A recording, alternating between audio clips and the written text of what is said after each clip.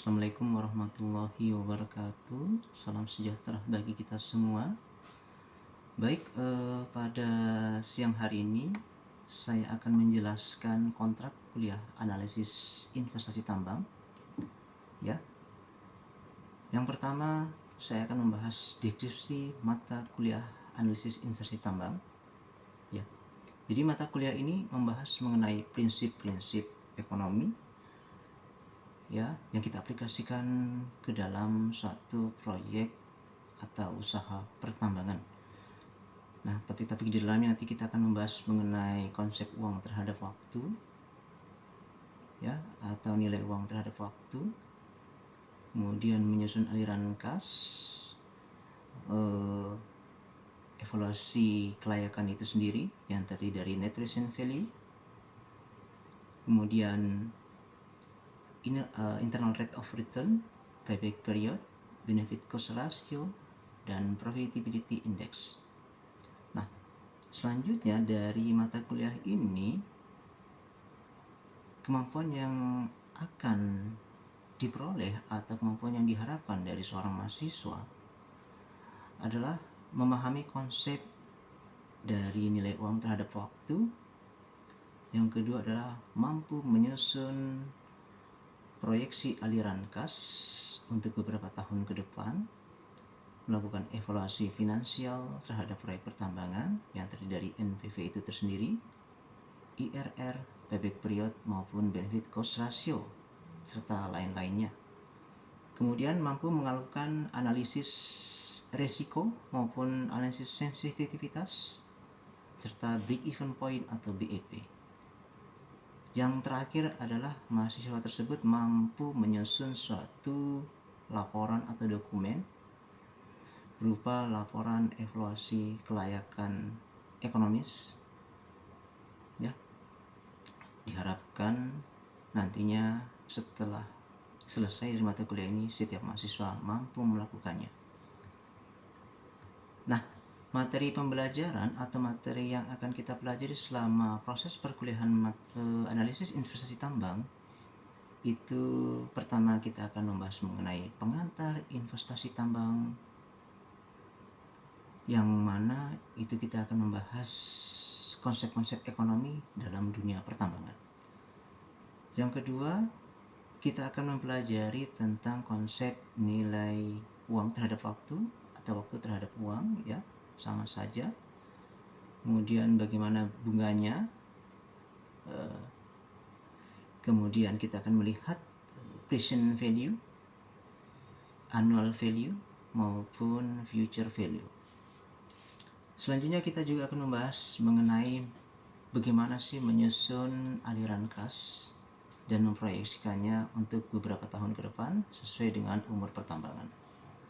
Nah, dari aliran kas tersebut kita akan mempelajari bagaimana kita menentukan atau mengestimasi NPV atau net present value, internal rate of return, dan juga payback period, serta parameter lainnya seperti BEP dan lain-lain.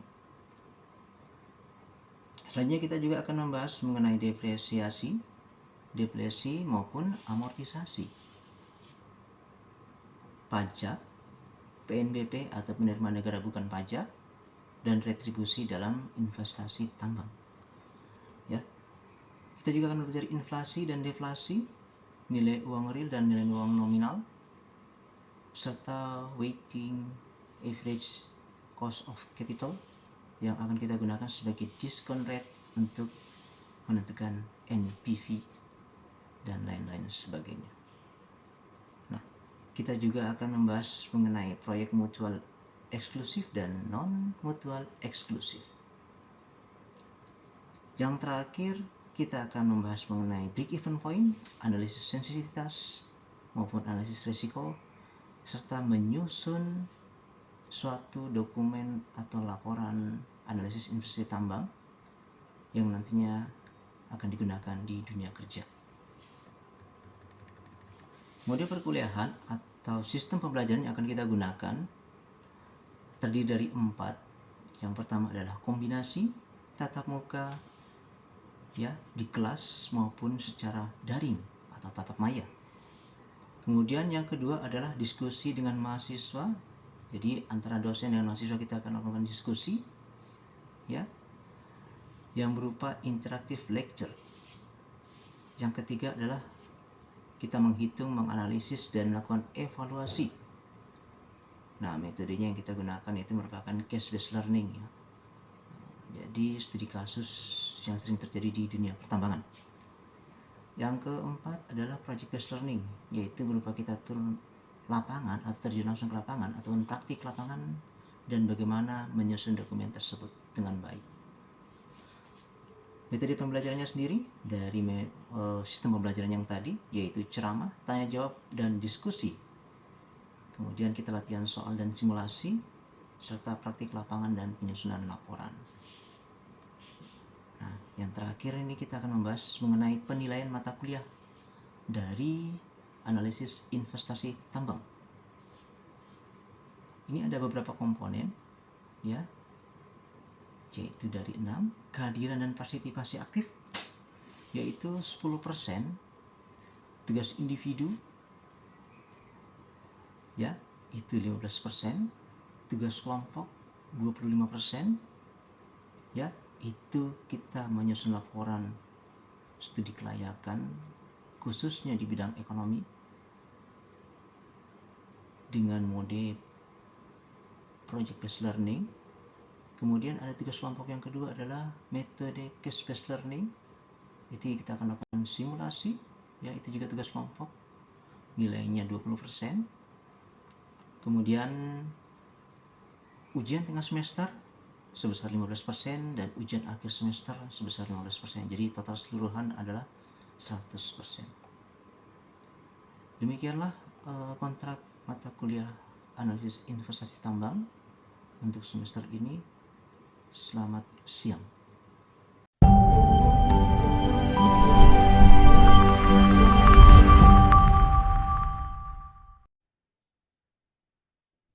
Oke, selamat siang semua. Saya akan menjelaskan sedikit mengenai diskon rate, ya, atau WACC. Sebelumnya suara saya jelas, ya? Jelas, Bapak. Oke. Ini pernah saya berikan di mata kuliah analisis investasi tambang yang lalu, ya, terkait NPV. Nah, di sini NPV sudah tahu, ya, NPV ini nilai bersih sekarang yang merupakan analisis keuangan yang digunakan untuk menilai kelayakan suatu investasi atau proyek dengan cara menghitung selisih antara nilai sekarang dan seluruh arus kas masuk. Nah, jika nanti kalian ditanya apa sih NPV, kalian bisa menjelaskannya seperti ini, ya. Jadi kesimpulannya itu kalian akan menjawab apa sih NPV. Nah, nanti di sini kalian bisa menjawab NPV ini adalah menunjukkan seberapa besar keuntungan atau kerugian bersih dari suatu proyek setelah memperhitungkan nilai waktu dari uang. Nah, kriterianya ini ada 3. Jika NPV lebih dari 0, ya, berarti bersifat positif, ya. Ini dapat diartikan bahwa proyek tersebut diperkirakan akan menghasilkan keuntungan bersih setelah mengembalikan seluruh investasi awal dan biaya-biaya lainnya. Nah, yang kedua, NPV ini sama dengan 0. Nah, NPV sama dengan 0 ini artinya proyek hanya menghasilkan cukup kas untuk mengembalikan modal yang berinvestasikan tanpa keuntungan maupun kerugian. Nah, ini yang kita kenal dengan break even point. Nah, selain itu juga kita kenal dengan IRR-nya ini berapa minimalnya sampai mendapatkan NPV sama dengan 0. Nah, jika NPV nanti kurang dari 0 atau negatif, berarti proyek yang kalian akan jalankan nanti akan menghasilkan arus kas lebih kecil daripada biaya yang dikeluarkan. Atau bahasa mudahnya proyek kalian akan mengalami kerugian atau tidak layak untuk dijalankan. Ya, Ini 3 kriteria yang harus kalian kuasai. Nah, selanjutnya ini formulanya. NPV sama dengan jumlah I, itu diskon rate-nya, N sampai periode ke N. Ya, NB-nya ini sama dengan pendapatan dikurangi investasi ditambah biaya yang kalian buat dalam bentuk cash flow. Sudah pada buat ya dalam bentuk cash flow kemarin di Excel-nya. Jadi pendapatan dikurangi investasi ditambah biaya. N adalah periode ke N dan I adalah diskon rate-nya itu berapa. Nah, di sini dalam studi kelayakan diskon rate itu ditentukan menggunakan pendekatan weighted average cost of capital atau WACC. Nah, WACC ini mencerminkan tingkat pengembalian minimum yang diharapkan oleh investor atau kreditur terhadap risiko proyek sehingga sesuai atau tidak jika digunakan untuk menilai kelayakan ekonomi suatu proyek tambang salah satunya ya. Nah, dengan menggunakan WACC, analisis lebih realistis karena mempertimbangkan kondisi finansial aktual dari perusahaan, termasuk suku bunga pinjaman dan ekspektasi atau harapan keuntungan dari modal sendiri. Itu WACC. Nah, jadi WACC ini sebenarnya adalah rata-rata tertimbang dari biaya modal yang kalian punya yang akan digunakan perusahaan untuk membiayai aset dan operasinya. Ya, mudahnya WACC ini merupakan rata-rata biaya yang harus kalian tanggung. Dalam hal ini adalah yang ditanggung oleh perusahaan untuk mendapatkan dana baik dari pinjaman atau utang maupun dari pemilik modal ekuitas. Ya, jadi WACC ini menunjukkan seberapa besar biaya yang harus dikeluarkan oleh perusahaan untuk setiap rupiah dana yang kalian gunakan dengan memperhitungkan seberapa besar bagian utang dan ekuitas dalam total dana tersebut. Nah, rumusnya, nah selama ini kan kalian melihat rumus WACC ini adalah cost of debt ditambah cost equity. Nah, dari sini berarti WD dikalikan KD, ya WD di sini adalah persen dari debt itu berapa, atau yang kalian bilang proporsinya berapa. Ya, contohnya kalian punya investasi 1M. Ya, kalau 1M, bentar, mana ya dia punya ini. Kalau 1M, 1 miliar ya, kalian punya kalian pinjam di bank sebanyak 500 juta, berarti proporsinya berapa persen dari 1M, 1 miliar? Halo?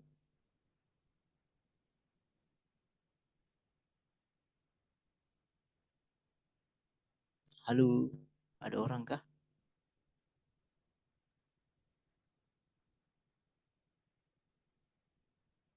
Dari 1 miliar, ya. Kalau dari 1 miliar, kemudian kalian pinjam di bank 500 juta, berarti berapa persen dari modal? 50%. Oh, 50, Pak. benar, 50%. Persen. Jadi persen dari debt, ya. Persen dari debt atau bilang persen dari utang. Biasanya kan kalian pernah dengar debt collector. Berarti yang pernah utang tuh. Nah, di sini berapa persen? Berarti 50% dikalikan dengan KD.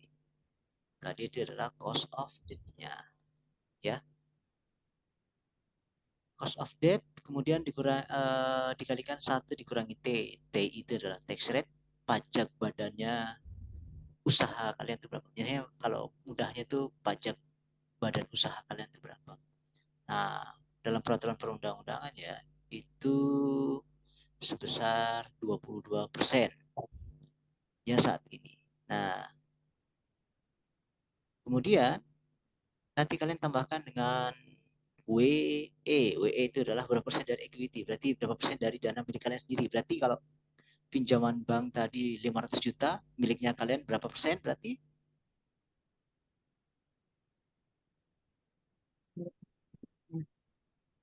Berapa persen?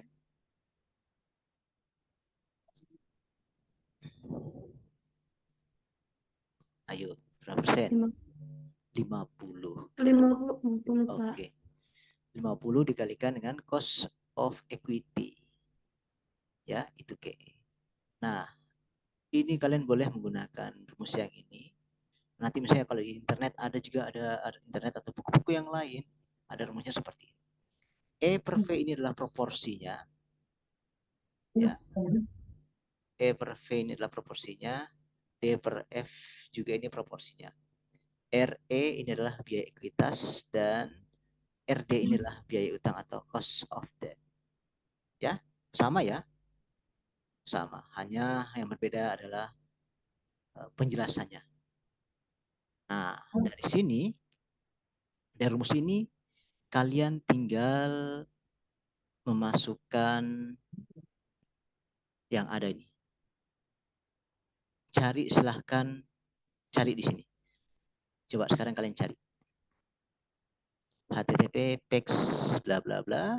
Saya ketikkan di chat ya. Silahkan kalian sendiri lihat. Chat.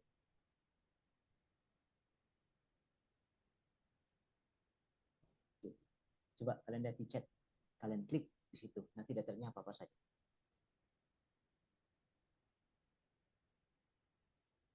Sudah? Sudah diklik semua? Lagi buka, Pak. Oke. Nah, kalau pinjaman di bank itu mengacu pada tiap bank ya. Kalian tahu ya, bunga bank itu berapa ya. Silahkan kalian cari sini. Nah, dari situ kalian coba hitung menggunakan persamaan ini. Oke? Saya tunggu ya. Saya kasih waktu 10 menit.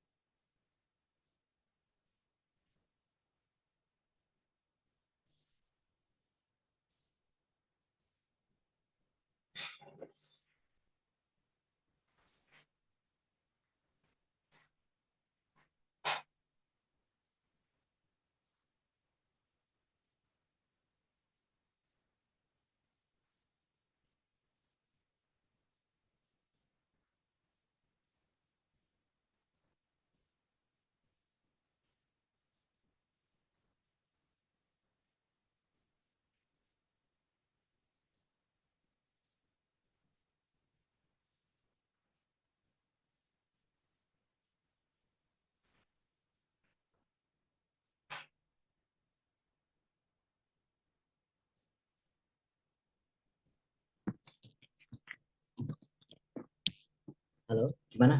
Sudah dapat semuanya? Sudah diklik?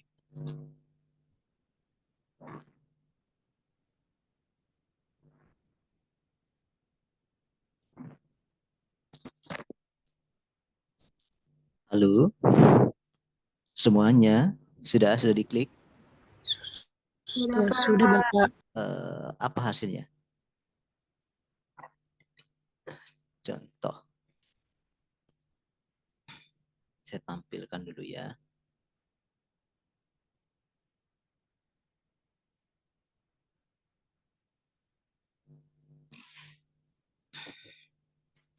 Hasilnya seperti ini enggak? Iya Pak. Oke.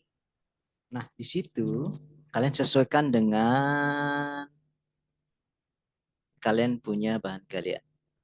Misalnya kelompoknya si Marsha, Najwa apa kemarin Iya, bauksit. bauksit Pak. Berarti yang bauksit, nikel, dan lain-lainnya kalau berkaitan dengan logam, cari di sini. Metal and mining. Ya, di sini. Nah, di situ nanti kalian akan melihat ada beta, ya, yang dibutuhkan beta, cost of equity, ya, ada cost of debt-nya, ada tax rate-nya, ya. Jadi sudah ada data-datanya, tinggal kalian kerjakan. Bisa dipahami? Bapak, mohon izin bertanya Pak. Oke, boleh, boleh. Kalau untuk nilai yang tadi kan Bapak sempat bilang untuk tax rate-nya itu kan biasanya 22% ya Pak. Di sini kan tadi nilainya kalau dilihat dia berbeda ya Pak, bukan Tidak, oke. 22%. Oke, Iya. boleh pakai 22%, boleh pakai yang ini. Tapi ini kan untuk seluruh dunia ya. Kita lihat ya, kalau di Indonesia berarti kalian cari yang 22% yang di Indonesia. Jualnya ke Indonesia kan? Iya benar Bapak. Oke, berarti berapa kalau yang di sini bandingkan dengan yang itu? Yang di sini berapa tax rate-nya? Sebentar ya Bapak.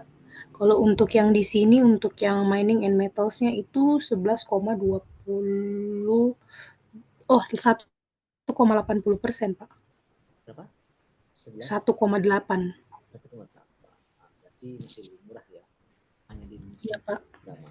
Oke. Berarti sesuaikan saja, berarti kalau Indonesia di Indonesia, berarti cost equity-nya sama yang kalian gunakan adalah cost of debt-nya saja. Sama kok. Yang di sini betanya. Oke? Baik Bapak. Oke. Hasilnya berapa?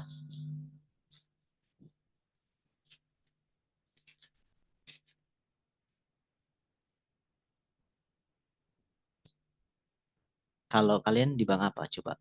Kalau di bank silahkan cari untuk semua itu ada di bagian Bank Indonesia itu boleh. Contohnya ya, saya coba cari dulu yang dari Bank Indonesia.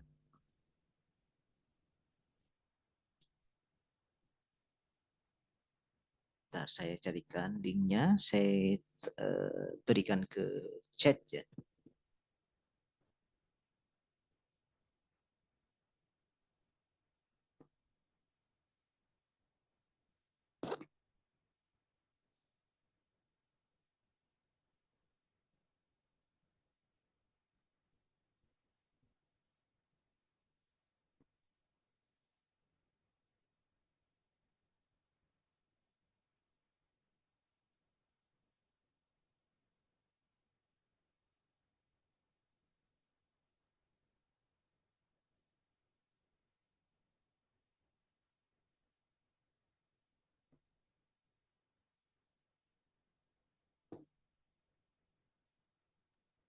Bapak permisi mau info kalau kelompok kami udah lengkap, Pak.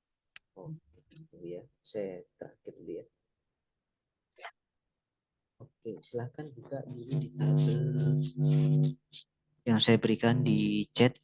Itu bisa menjadi acuan kalian untuk di Bank BI. Nanti kalian bisa melihat bank-banknya di situ.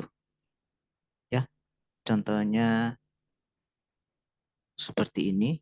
Sudah kelihatan?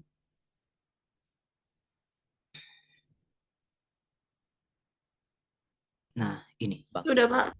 Oke, nanti di sini silahkan kalian pinjam di bank mana. Ingat ya, yang dilihat ini adalah pinjaman investasi yang diberikan. Berarti ada bunganya sekian, sekian, sekian, sekian, sekian. Kalian tinggal rata-ratakan. Bisa?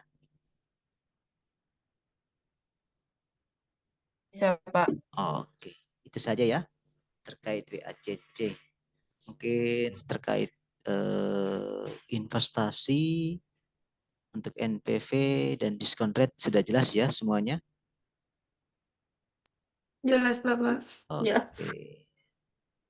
Kalau sudah, kita ke sesi selanjutnya ya. Selamat siang. Nah, sekarang Pak. silakan kelompok yang sudah lengkap